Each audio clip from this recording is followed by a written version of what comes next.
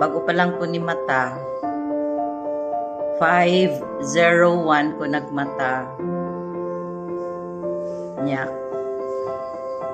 Kanida yan, oh. Coffee is life.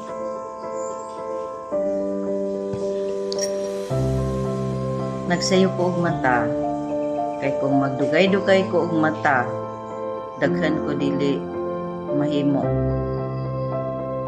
Una, ang ako ang bulakan, di ko kapamukbo og bulak, kay ma-short naman ko og time. Ang ikaduha, dili na pod ko ka dancer size. Anyway, pasensyahe ko ninyo ha, kung magsige na lang ko og Bisaya o istorya diri. Pasensyahe na lang sa gyud, kay naamang gud pud ta mga friends nga Bisaya. So maglisod magud sila sabot sa ato ang native dialect nga Davaoeño or Kinamayo or Minandaya.